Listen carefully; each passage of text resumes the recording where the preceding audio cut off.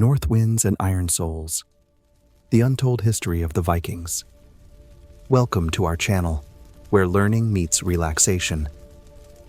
Whether you're winding down for the night or enjoying a peaceful moment before sleep, our soothing lectures are here to help you grow, unwind, and drift into a restful slumber. From inspiring ideas to gentle topics, we aim to make your journey to sleep both enlightening and calming. If you enjoy this peaceful learning experience, don't forget to hit that subscribe button and join our cozy community. Let's make every night a chance to rest and learn together. Today, I want to share what I've learned about Vikings. Let's dive into the world of the Vikings, starting with the conditions they lived in and the land they came from.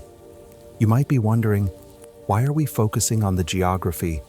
Well, the land of Scandinavia, where the Vikings originated, is incredibly important to understanding who they were and how they lived. Scandinavia, made up of modern-day Norway, Sweden, and Denmark, is filled with dramatic landscapes, mountains, forests, and fjords. Norway is 75% mountains, and Sweden is similarly covered in forests and hills. Back in the Viking days, it was an incredibly tough environment to live in, and even in the Middle Ages, much of it was uninhabitable. Nature was wild and unpredictable. The Vikings had to adapt to this environment in a way that made them skilled sailors, because moving across the land, especially with mountains and thick forests, was almost impossible. You might be thinking, why didn't they just walk across the land? Well, it was far easier for the Vikings to travel by sea. The fjords, which are deep and narrow coastal waters, allowed them to sail more safely than trying to climb over mountains or cross dense forests. This is a major reason why they became such proficient seafarers. The first humans arrived in Scandinavia around 8,000 years ago, chasing the retreating glaciers. You might wonder, why go north? Well, it turns out these early people were hunters, following migrating herds of reindeer, which moved further north as the ice melted. This migration was essential for their survival, as hunting these animals was a primary source of food. Fast forward to around 2000 BCE, and the first cultural wave began with the arrival of people who spoke early Germanic languages. These groups brought with them the battle axe culture. Now, don't imagine giant axes you see in movies, but rather smaller, effective tools for both warfare and survival. Over time, these people mingled with the earlier inhabitants, merging their cultures. Around 1000 BCE, bronze became an important material in Scandinavia, but, compared to the Celts, Scandinavian society was not very advanced in bronze working. Yet, they still engaged in trade, exchanging fish, fur, and amber. Amber, which is now common, was a precious material back then, traded much like gold. By the time the Vikings are often depicted as terrifying raiders, it's important to realize that this wasn't something that came out of nowhere. The Vikings were just one part of the larger history of Germanic migrations. For centuries, these people had been moving, spreading from Scandinavia into Europe, even as far as the Black Sea. Now, you might ask, why focus on the Vikings specifically? Well, the Viking era doesn't just pop up randomly. It was part of a long tradition of movement and expansion from Scandinavia. The Vikings were the latest chapter in a long story of trade, migration, and warfare. By the time they set sail in their famous longships, they were already well-versed in seafaring and warfare. In conclusion, the Viking Age was not some isolated, strange event.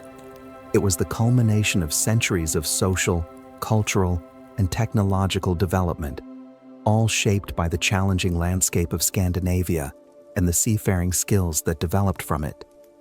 As we move forward, we'll see how the Vikings connected with different cultures and shaped the course of European history. So, let's keep exploring their impact and see how their legacy lives on today. Throughout history, Iron has played a significant role in shaping civilizations. Its availability, processing, and use have influenced many aspects of society, from technology to economy and even social structures. Iron allowed early civilizations to create stronger tools and weapons, which, in turn, impacted the development of military capabilities and trade. However, the introduction of iron also brought challenges. As civilizations became more reliant on iron, they faced problems related to resource management and labor. Ironworking required specialized skills, and the control over iron sources became a key factor in the power dynamics between different groups. This often led to internal conflicts, as those who controlled iron supplies could dominate others, changing the balance of power in various societies. Iron also had an important role in shaping social structures. In some societies, the ability to work with iron became a mark of prestige, leading to the creation of classes based on these specialized skills. In others, the use of iron weapons helped establish and maintain hierarchical social systems, where power was concentrated in the hands of a few, often the elite military or ruling class. As iron technology evolved, so too did the impact on trade and economy. It became an essential material in tools, farming implements, and construction, leading to economic growth in some regions. This boosted trade networks as demand for iron products spread. Societies began to form relationships, both cooperative and competitive, based on the exchange of iron goods and resources. However, the story of iron isn't just about its material value. It also shaped ideologies and belief systems. The ability to create strong, durable items gave certain groups a sense of superiority, and some even viewed the mastery of ironworking as a form of divine favor. This, in turn, influenced cultural narratives, leading to mythologies and stories that reinforced the importance of iron in shaping both the physical and metaphysical world. Ultimately, the rise of iron was not just about a new metal entering the human experience, but about how it transformed every level of society, from the individual craftsman to the largest political power structures. Its impact was profound, setting the stage for the development of even more advanced materials and technologies. The economic structure of the Viking world was closely tied to the trade and acquisition of slaves, which were a major part of their society's wealth. The Vikings established significant slave trade routes across Europe and into the Middle East, exploiting areas such as Ireland, the Slavic regions, and parts of the Muslim world, notably in Baghdad and Cairo. They would capture people, often through raids, and sell them in various markets. The process was highly profitable, and sometimes it was easier and more beneficial than trading goods, like shiny trinkets. As ships like the Nar cargo ships became essential for longer voyages, they also transported human cargo, showcasing the scale of Viking slavery. The Vikings were skilled sailors, and their ships were incredibly advanced for their time. The Drakkar, a long, slender ship, was used for raids and military expeditions, while the Nar was better suited for trading, as it could carry much more cargo. This difference in ship types led to Viking expansion across Europe, including raids in the British Isles, France, and beyond.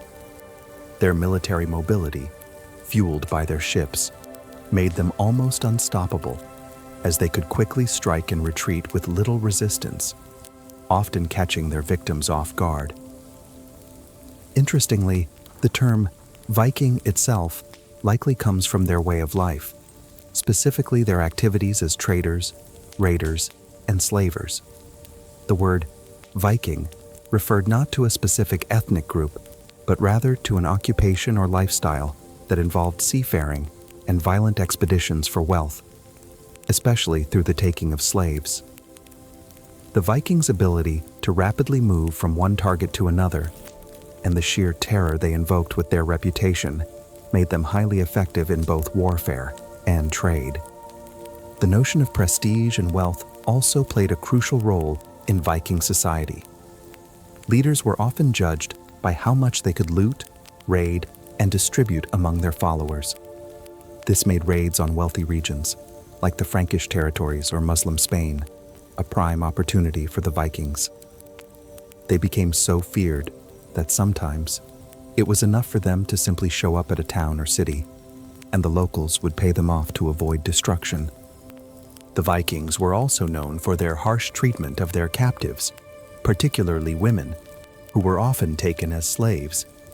These slaves, particularly women, were highly valuable in markets across Europe and the Middle East, sometimes fetching prices much higher than other goods. The Vikings' reputation as both raiders and traders of slaves was a key factor in their success and expansion during the Viking Age. In the end, the Viking raids became a regular occurrence, especially from the 9th century onward. They would come, pillage, and leave, with each raid increasing their power and wealth, and the reputation of the Vikings spread throughout Europe. Their raids not only affected the people they raided, but also shaped the politics and economies of the regions they targeted. The Vikings were a formidable force, and even when the Franks managed to defeat them, it wasn't an easy task. For instance, there was a battle near Sancourt, known in French as Secund, where the Franks claimed to have defeated 15,000 Vikings. However, considering the logistics of such a raid, it's likely that the number was much smaller, probably around 1,500. Since it would be difficult for such a large number of ships to participate in these raids, Viking raids often involved smaller bands coming together, not one massive army. They would raid towns like Rouen or Cherbourg, and if the place was too strong to attack, they would simply look for other targets. Their strength didn't lie in direct confrontation with large armies, but in their ability to raid and retreat quickly. This is why Vikings were so hard to fight. The logistical challenges of pursuing them over land were insurmountable. By sea, however, they controlled the waters.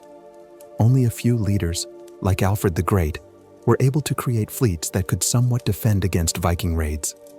Even then, they only managed to drive them out because they built their own fleets to protect strategic points, like harbors.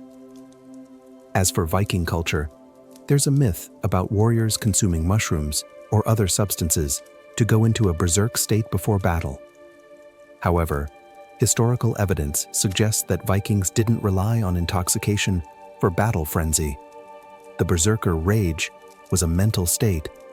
Vikings would psych themselves into a bloodthirsty frenzy before battle, not because they were drugged, but because they embraced their warrior mindset. This state of mind, called berserkergang, was also akin to the intense focus a poet might experience while composing sagas. It's about getting into a trance-like state, a mindset that was highly valued in Viking culture. During the long, harsh winters, Vikings would retreat to their longhouses, where they would drink and listen to sagas about their ancestors' heroic deeds. These stories, often passed down orally, became a central part of their culture. While these tales could include exaggerated elements like dragons, they were often based on real events. The sagas eventually became written records, like those compiled by Snorri Sturluson, which we still rely on as historical sources today. In the 9th century, the Vikings began to settle in lands they once raided. They became integrated into European societies, often blending with local populations. The Vikings' legacy in places like Normandy is especially notable. The land was offered to Viking leader Rollo in exchange for his conversion to Christianity, and the Vikings eventually became a powerful force in the region, with their descendants even playing key roles in the Crusades. Despite the early raids and conquests, Vikings who settled in Normandy eventually transitioned into defenders of their new lands. They adopted local customs and languages, and their Viking roots faded over generations, though their warrior spirit remained in their descendants. This transformation, from raiders to rulers, is a testament to the Vikings' adaptability and influence on European history. Have you ever wondered how the Vikings shaped medieval Europe? It's a fascinating story of how these seafaring warriors changed the political landscape of an entire continent. The Vikings began by establishing strategic control points across Europe, at river mouths, bays, and landing spots ideal for their ships. They didn't just raid and leave, they built fortifications. These weren't yet the elaborate stone castles of the High Middle Ages, but what historians call motte and bailey structures, essentially fortified settlements that marked the beginning of castle building across Europe. Now, here's where it gets interesting. Local lords used the Viking threat to their advantage. They'd approach their king saying, "If you want us to defend against these Vikings, we need more authority in our lands. Your royal word shouldn't matter here. I need to be in charge." These lords demanded complete control. "If I say we need horses for the army, peasants must provide them without complaint. If they threaten to appeal to the king, it shouldn't matter. I need to be the ultimate authority here." This led to something remarkable. These local territories began separating themselves from royal authority. Lords would tell their kings, "Sorry, I can't send money to the royal treasury. I need it to defend against Vikings." The same excuse worked for food, wine, or any other resource. Can't send it, need it for Viking defense. Though we might wonder how wine helped in fighting Vikings. You might be asking, what eventually happened to the Vikings? Why did they lose their edge? The answer lies in their gradual transformation. Take Normandy, for example. Over time, Vikings settled there and became respectable members of society. They weren't just some guys from Roskilde anymore, but serious landowners with castles and territories where they ruled supreme. This accelerated the process of feudalization across Europe. Local lords gained tremendous power to defend against Vikings, controlling everything while owing minimal accountability to their kings. From the monarch's perspective, it was better to remain nominally in charge of these lands than to lose them completely. This pattern wasn't unique to France. England perhaps suffered the most from Viking incursions. The Great Viking Army ravaged England for years, not returning to Scandinavia for winters, but continuously raiding throughout the country. Eventually, so many Danes and Normans settled in England that they weren't coming just to plunder. They came to live permanently. They founded numerous trading cities like Derby and York. In England, they even employed the same technique they would later use in Russia, dragging their ships overland between waterways. Instead of sailing all the way around England, they'd sail to York, drag their ships across land, and continue to Dublin in Ireland. The Viking influence on England was profound, affecting language, law, and culture. In regions under Danish control, laws followed Scandinavian models rather than Roman-inspired English common law. What was Danish law like? It was fascinating, very different from what we might expect today. For instance, if someone accused you of stealing a goat, but they stuttered and couldn't articulate their case well, while you confidently presented your defense with a good story, you might win regardless of guilt. How you presented yourself in court, how well you dressed, and how respectful you appeared to judges often mattered more than the actual crime. Punishments were different too. There was no death penalty in Viking society. The harshest punishment was exile. If exiled, you might gather your friends and say, "Well, I've been banished. Guess we'll have to sail off and raid somewhere." This actually contributed to Viking expansion abroad. Take Eric the Red, who discovered Greenland during his 3-year exile for killing someone.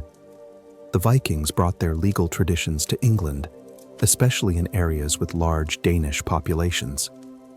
They came primarily from Jutland in Denmark, while places like the Faroe Islands were settled by Norwegians. Speaking of Norwegians, they were the great explorers of the Viking Age, people from modern-day Norway territory who discovered new lands. Eric the Red himself was Norwegian. In Viking society, personal appearance was surprisingly important. Many Viking nicknames reflect this: Harold was known as Tangle Hair before becoming Fair Hair.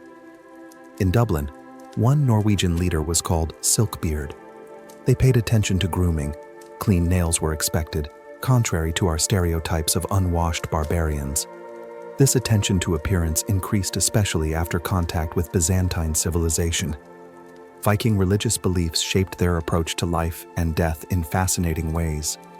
They believed the world was inherently flawed, created from the dismembered body of an innocent being whose blood became seas and rivers, bones formed mountains, and hair became forests.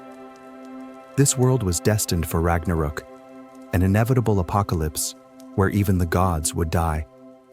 This worldview influenced how Vikings approached death. If you died in battle, you'd go to Valhalla, Odin's hall, where you'd feast and drink with gods until the end of time. Women who died in childbirth received the same honor, considered as noble a death as falling in combat. But dying of illness or old age meant going to hell, a cold, bleak realm from which we get our word hell, though the Viking version was cold rather than fiery. With these beliefs, why wait for old age when disease would likely claim you and send you to hell? Better to join a raid and die fighting, ensuring your place in Valhalla. As Vikings felt age creeping in, bones aching, strength failing, many chose to join one last raid, charging into battle seeking an honorable death rather than suffering decline. Viking society also gave women unusual rights for medieval Europe. When men went raiding, women managed the entire household. If someone came with business for an absent husband, land disputes, debts, contracts, the wife had legal authority to make decisions on his behalf. She could negotiate, establish contacts, or settle debts in his name. In many ways, it was a society with surprisingly progressive gender roles for its time. The Viking legacy lives on in our language, legal traditions, and cultural memory. These weren't just raiders, but settlers, traders, explorers, and eventually integrated members of European society who fundamentally changed the continent's political structure and culture in ways we can still recognize today. Let's talk about the Vikings and their remarkable world. Have you ever wondered what life was really like for these seafaring warriors? It wasn't quite what Hollywood shows us, that's for sure. In Viking society, death in battle was considered honorable. They didn't view it as misfortune, but rather as fulfilling one's purpose. Imagine that mindset for a moment. They actually felt sorry for those who didn't meet their end in combat. Suicide, though? That was seen as pointless. After all, why take your own life when you could die gloriously in battle? Not everyone was destined to be a warrior, of course. Some Vikings became poets, skilled craftsmen, or wood carvers. These talents were highly respected in their communities. People appreciated their skills and hoped they'd find their rightful place in society. You might be wondering about famous Vikings like Ragnar Lothbrok. Was he real or just a legend? Well, that's complicated. The Vikings had what they called sagas, stories passed down orally before being written down much later. These sagas mixed historical events with myths and embellishments. They'd include tales of various eras and figures they'd heard about, even if those people lived centuries apart. That's why it's hard to separate fact from fiction in these accounts.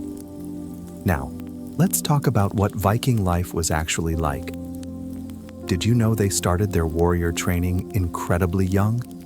Boys would begin their initiation around 12 to 13 years old, and by 15, they were already sailing, raiding, and fighting. This seems shockingly young to us today, but the concept of childhood was very different back then.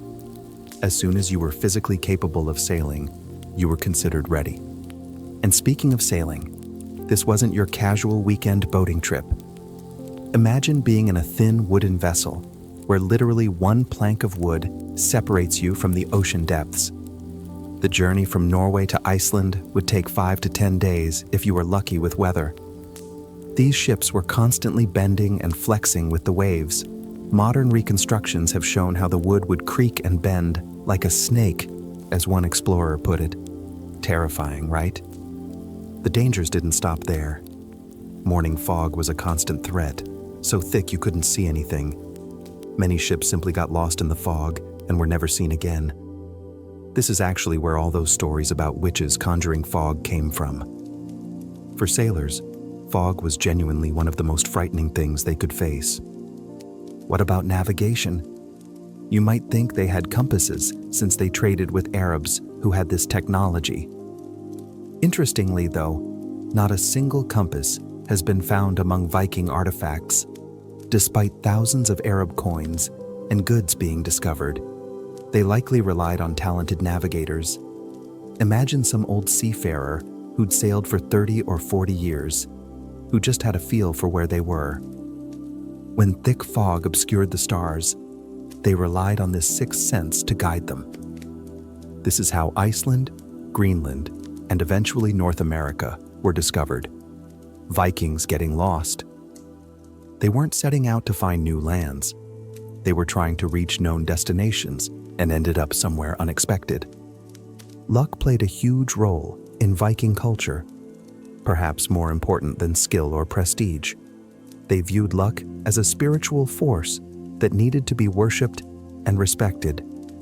They'd make sacrifices to luck, wear special amulets, and perform rituals to ensure good fortune. Many Vikings even had nicknames like the Lucky or the Unlucky, because this quality was so important.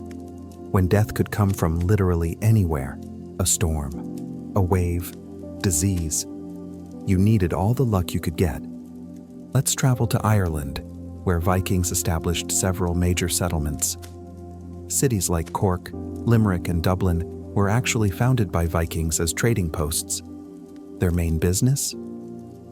Unfortunately, it was largely slave trading, capturing Irish people and selling them through Gibraltar to markets in Cordoba. The Vikings were always few in number in Ireland, though, and eventually Irish kingdoms began fighting back. By the 10th century, Viking influence in Ireland had declined significantly, though they maintained trading monopolies for centuries afterward. Iceland presents an interesting case. While culturally, it remains the most Viking country today, they still use patronymic naming rather than family surnames, calling people by their father's name. Genetically, modern Icelanders are largely descended from Irish slaves brought there by Vikings. The Norman conquest of England in 1066 shows how far Viking influence spread. William the Conqueror was a Norman, which means Northman, descended from Vikings who settled in France. This conquest would eventually lead to the 100 Years' War between England and France, reshaping medieval Europe. Let's shift our focus to the east, where Vikings ventured for different reasons. They initially came to what would later be Russia, not to conquer, but to trade. Their settlement at Staraya Ladoga, which they called Aldigjuborg, was a trading post for the eastern Volga trade route, connecting with Bulgars and Khazars, who traded with the Byzantine Empire and Arabs. Eventually, the Vikings shifted their routes westward to the Dnieper River. Why? Well, trading directly with Byzantium was more profitable than dealing with middlemen. Plus, on the Volga route, they needed permission from local powers to settle and trade.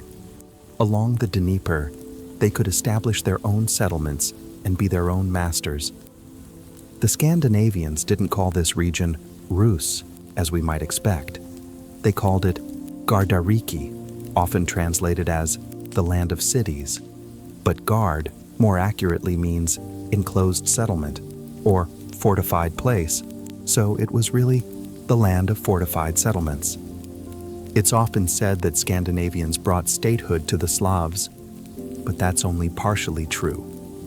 Slavic tribes were already there, expanding northeastward and pushing against Finno-Ugrit peoples. These Slavic groups, had their own trade with the Khazars. When Viking war bands arrived on the Dnieper, they discovered they could fight the Khazars rather than just trade with them and collect slaves along the way. This changed their approach completely. This fascinating interplay between Vikings, Slavs, and other peoples would eventually lead to the formation of what would later become Russia. But that's a story for another time. Have you ever wondered how nations are born? Sometimes it happens in the most unexpected ways. Today, I want to tell you about one of history's most fascinating trade networks and how it gave birth to what would eventually become Russia. Imagine being a Viking trader in the 9th century. You're always looking for new opportunities, new routes to explore. And there's this incredible possibility, a route through the Dnieper River that could take you all the way to the greatest city in the world, Constantinople, which the Vikings called Miklagard, or the Great City. Now, this wasn't an easy journey. The Dnieper had dangerous rapids that could wreck your ships, but if you could navigate them successfully, the rewards were absolutely worth it. Think about it. Direct access to the markets of the Byzantine Empire. Who wouldn't want that?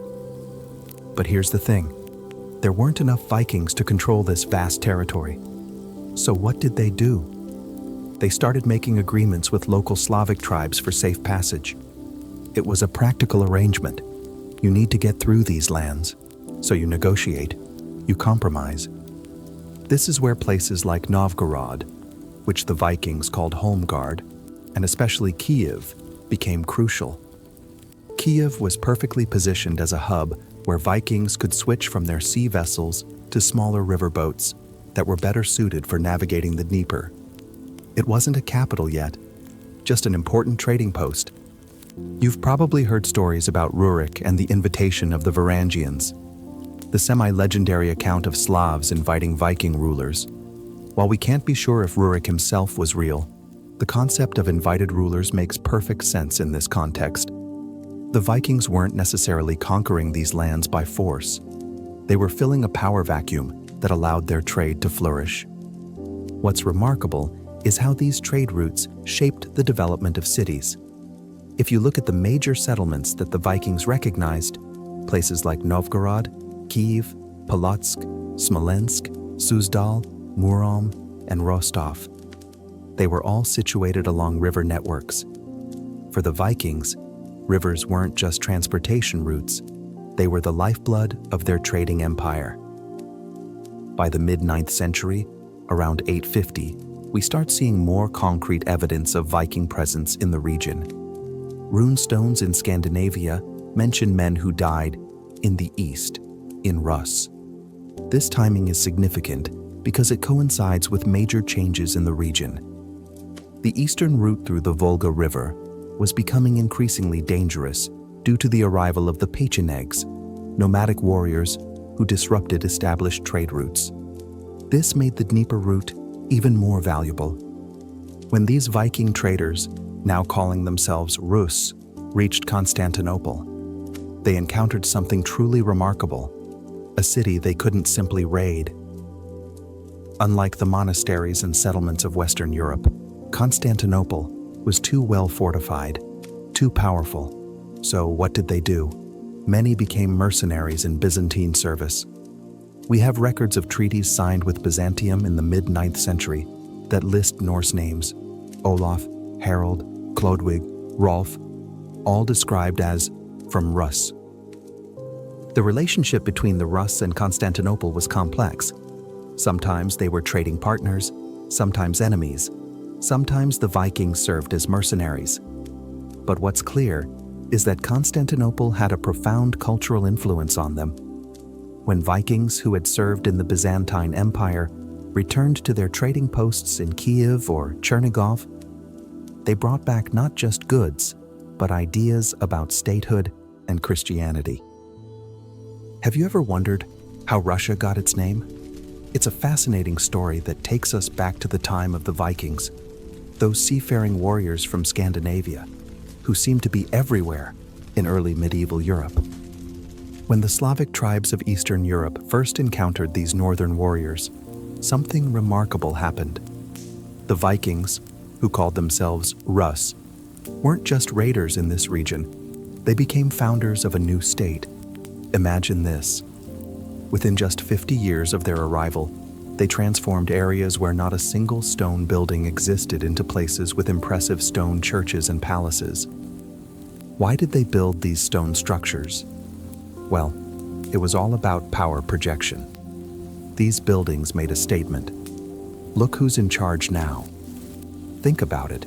If your local leader couldn't build something permanent in stone, but these newcomers could, who would you believe had the real power? It was an early form of political advertising that worked brilliantly. As time went on, these Viking rulers gradually adopted many Slavic customs and began forming armies with local Slavic warriors.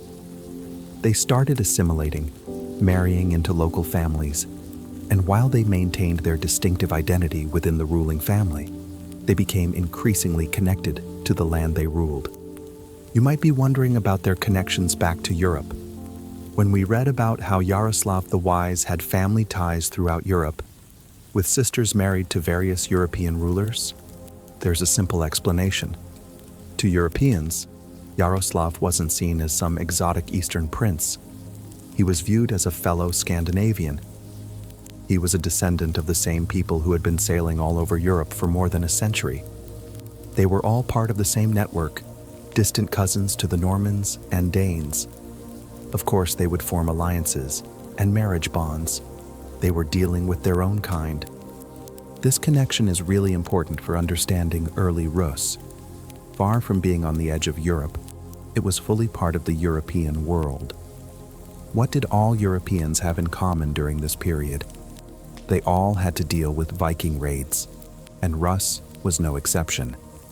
The Vikings served as a kind of cultural glue that connected different parts of Europe, including what would later become Russia. Let's take a moment to talk about trade routes. You might think the famous Silk Road was the main focus, but interestingly, by this time, Constantinople, modern Istanbul, was actually producing its own silk. They had managed to smuggle silkworms from China at great expense. Only Byzantine emperors could afford such a luxury, so they didn't need to import silk from the Far East anymore. That said, trade was still incredibly important, and we found Buddhist statues in Viking burials in Sweden. Can you imagine a Viking warrior bringing home a golden Buddha statue as a curiosity? These cultural exchanges were happening all across the trading world. Speaking of cultural exchange, visitors from all over Europe would gather at places like Yaroslav's court. Names like Godwin and Harold, prominent European and Scandinavian leaders, would have been familiar guests. They all spoke the same language, shared similar customs, and understood each other perfectly well. The wives of these Viking rulers often served as translators, helping bridge any remaining cultural gaps. Did these Vikings ever sail directly to Constantinople through the Mediterranean? They certainly did, though it was more dangerous because of Arab pirates. They made it as far as Sicily and occasionally raided cities like Seville in Spain. But the Mediterranean was challenging territory for them, just as the Bosphorus Strait was difficult due to Byzantine naval power. The story of how Christianity came to Rus is particularly interesting. Princess Olga tried to convert Rus to Christianity, but her son wasn't impressed. It was still too early. The old ways were still strong. But we do have good written records from this period about the activities of the Vikings, or Varangians, as they were sometimes called, in the lands that became Rus. Interestingly, about the only lasting contribution they made culturally was the name itself. They called themselves Rus, so the land they ruled became known as Rus. In almost every other way, they quickly adopted Slavic culture and language. Now, let's talk about something practical: weapons and armor. You might have heard that the Slavs had poor quality steel, and that's actually true. In the original Slavic territories, they only had access to bog iron, which produces very low-quality metal. If you tried to make a sword from it, it would likely crumble in your hands during battle. Not exactly what you want in a fight. In contrast, Scandinavian iron was much higher quality. This technological advantage was significant, and one reason why the Vikings could establish dominance relatively easily. The situation improved once the Slavs gained access to better iron sources in the Ural Mountains, but initially, this was a serious disadvantage. Moving northward in our story, the Vikings weren't just raiders and rulers, they were also explorers and settlers. In the 9th century, Iceland was settled by Vikings looking not for plunder, but for land where they could farm in peace. Imagine how desperate for land you'd have to be to sail for 5 days across the open ocean to reach an island with hardly any trees, harsh winters, and volcanic activity. But for them, having their own land was worth the risk. Around the year 900, something interesting happened. The medieval warm period began. Temperatures rose, ice retreated northward, and navigation became easier in the northern seas. This climate change opened new possibilities for exploration. Eric the Red, who had been exiled from Iceland, gathered a crew and set sail with the ambition of finding new lands. He discovered Greenland, which, despite its name, wasn't particularly green at all. But Eric was quite the marketing genius. When he returned to Iceland, he called his discovery Greenland to make it sound appealing, even though it was actually less hospitable than Iceland. He convinced 500 people to join him on 25 ships to settle this paradise. Only 11 ships made it. A sobering reminder of how dangerous these voyages were. Even with improved climate conditions, the northern Atlantic was treacherous, with massive waves and hidden icebergs that could sink a ship instantly. The Greenland colony faced constant challenges. They needed to import wood and other materials, and the journey was so dangerous that each voyage had roughly a 50% mortality rate. Can you imagine taking those odds? Occasionally, ships from Greenland would blow off course, and one day sailors returned with news that they had found land even further west with abundant forests. This was incredibly valuable information since Greenland had almost no trees. Despite the dangers, some Vikings ventured to this new land, which we now know was Labrador and Newfoundland in North America. What happened when they arrived? They encountered local indigenous people, whom they called Skraelings. True to form, the Vikings initially killed several of them, which proved to be a mistake. The locals eventually returned in greater numbers and drove the Vikings away. The Vikings tried settling again about 20 years later, and even attempted to trade with the indigenous people, but ultimately were forced to abandon their settlement. Archaeological evidence confirms these Norse settlements in North America, and even suggests some interaction between the Vikings and indigenous people. One burial site contains the remains of 20 Viking men alongside an indigenous woman who might have served as an interpreter. But here's the thing, the Vikings never realized they had discovered a new continent. To them, these were just more islands with resources they could use, particularly timber for Greenland. They continued making occasional voyages to North America for about 200 years, but only to harvest wood, not to establish permanent settlements. The Viking Age eventually came to an end when the medieval warm period gave way to the Little Ice Age. Temperatures plummeted, making navigation in northern waters virtually impossible. Contact with Greenland was lost around 1150, and archaeological evidence shows the last Greenland settlements died out around 1400, just as Columbus was preparing to sail west. Iceland, however, survived. Though dependent on Norway for timber and other resources, the isolated Icelandic community preserved many Viking sagas and cultural materials. Thanks to scholars like Snorri Sturluson, much of what we know about Viking culture comes from Icelandic sources. Isn't it amazing that many modern Icelanders can trace their family trees back to the original settlers of the 10th century? The story of the Vikings extends far beyond the North Atlantic, Russia, and North America. These Norse seafarers, traders, and warriors profoundly shaped numerous countries and regions across medieval Europe and beyond.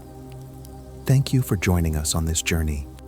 By now, your eyes may be growing heavy as you drift toward peaceful slumber. The soothing stories of Viking adventures have hopefully carried you to the edge of dreams. As your breathing slows and your mind quiets, know that more stories await when you return. Until then, may your sleep be deep and your dreams be filled with distant shores and starlit skies. Good night, dear listener, and may morning find you rested and renewed.